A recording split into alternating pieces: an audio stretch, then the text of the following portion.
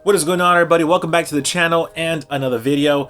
Thank you so much for tuning in. I apologize first off because last week I didn't upload anything because I took a week vacation for Thanksgiving to meet the family out there in Mexico. They're the wife's side of the family, and I had a blast out there in Cancun, and I just had to escape the pandemic and everything that was going on here. Not like the pandemic doesn't exist in Mexico, but you get my idea. Going to the beach, it's just straight up unplugging from what's going on in your current world. So anywho, if you care to see my personal life, if you care to see what I've been through on a personal level with my wife and, you know, my puppy and things that I do on my own aside from my Bavarian, go follow my Instagram. It's right here, Brian P Alvarez, and you can see my personal life.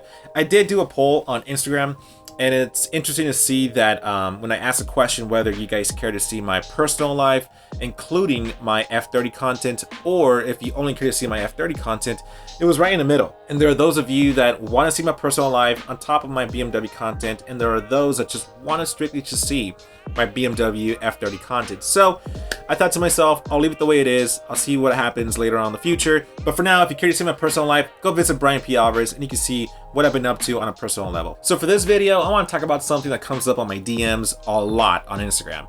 And that is, hey, the N20 motor, what do you think? What do you recommend? Is it reliable? Should I add parts to it? Should I even get it? Let's answer those questions.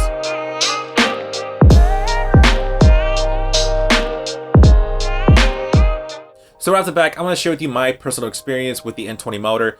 And specifically, my car is a 320i 2016.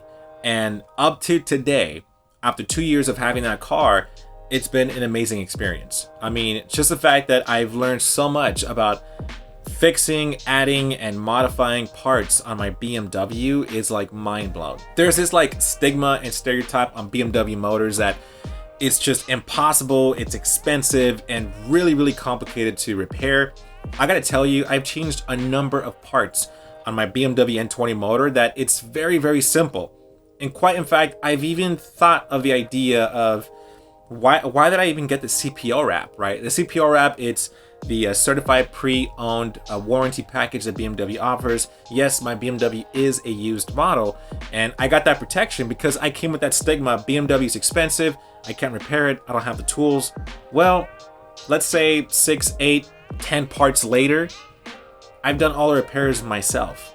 Even as complicated as adding a diverter valve that took 6 hours to do. So if I can share anything at all, is that the N20 motor is a reliable engine.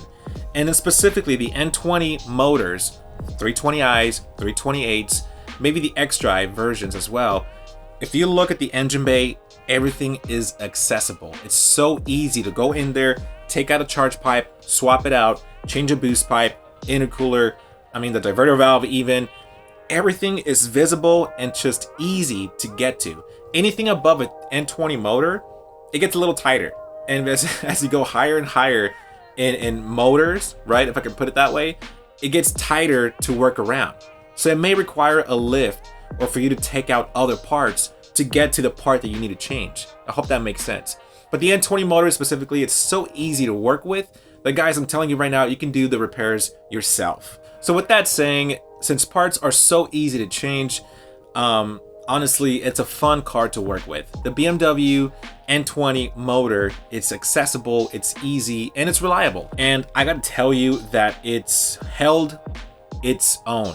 It's been reliable, it's been fun to drive, and the only problems I had really was not taking care of the preventative maintenance by tuning the car to stage 1. Now, if you're planning on tuning the car, I'd strongly recommend that you watch these 2 videos up here, but also change out the charge pipe and the boost pipe.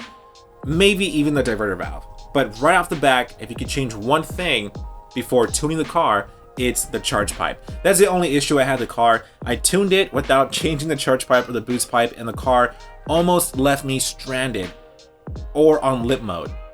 The charge pipe gave out because, again, you're pushing extra boost with the stage 1 tune, and my car gave me a drivetrain malfunction. I knew right off the back it's the charge pipe, but thank God Kies Motorsports came to the rescue, and I had the charge pipe that they sent me in my trunk, so it was an easy, quick install. It took about an hour to install that charge pipe, and if you want to see that video, click up here. After I changed that charge pipe, I aggressively abused the heck out of that N20 motor. In fact, I had my brother-in-law, which he's like a semi-pro track driver, and he abused the heck out of my engine as well. I mean, I think at one point he spiked the boost up to 24 psi on my N20 motor. Yeah, so that charge pipe was like a night and day difference. My motor feels smooth. But besides that, after 2 years of having the car and 1 full year of having all these mods on it, my N20 motor has held its own. It's been a reliable motor. It's fun to drive. I get aggressive when I want to get aggressive without having any fear at all that my motor will blow up or that something will malfunction.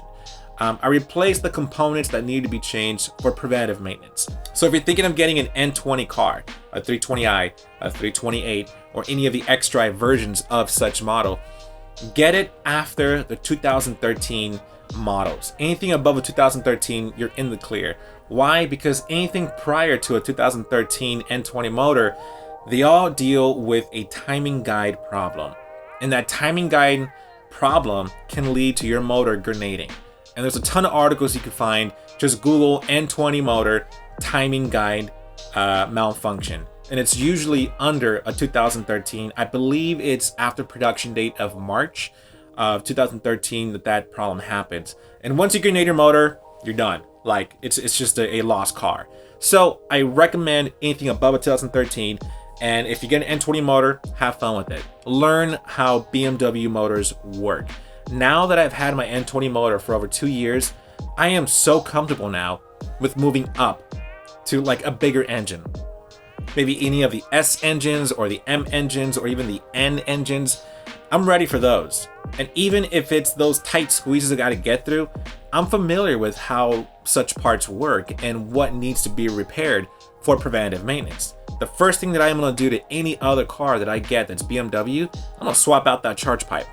I'm gonna change out the boost pipe. Because if you feel it, they're brittle. They're like plastic. I don't know why BMW does that, but I'm gonna change those out. But those are just my two things. Those are just my thoughts on that.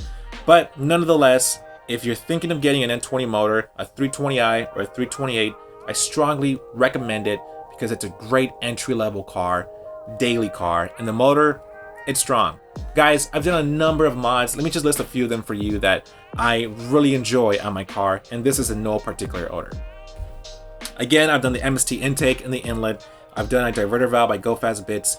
I've done a full catback system by AWE, stage 1 tune running by Boot Mode, Pro Tuning Freaks. I have a boost pipe by FTP, a charge pipe by FTP. I've done a full M Sport front bumper conversion, M4C spoiler. I have M3 fenders that still need to be painted. I have carbon fiber mirror caps on it, and I customized my rotors to have my name on them, as well as painted the calipers red. And those are just few of the parts that I have thus far, and I have more coming along the way. My N20 has been fun thus far, guys, and I totally recommend it for any of you that are looking for an entry-level BMW car that you can have fun with, mod it, and have that peace of mind that it's not gonna blow up on you anytime soon. So guys, thank you so much for watching this video. I hope that it brought you some value as far as making a decision on getting an N20 motor or not. Again, I drive a 320i 2016 F30 N20 motor, and again, it's been fun. I love it, and let's see what happens in the future. I may get another car or not. I don't know. We'll see what happens here.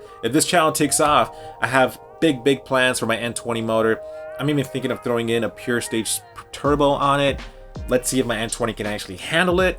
I don't know. I'm kind of iffy about that, but hey, it'll be a fun thing if this channel does take off. So guys, thanks again for watching. If you like this video, give me a thumbs up. Make sure you subscribe and you hit that bell notification because I upload a video every single week. Unless I travel to like Mexico or something. But anyways, you get my point. Thanks for watching, family. I'll see you next week.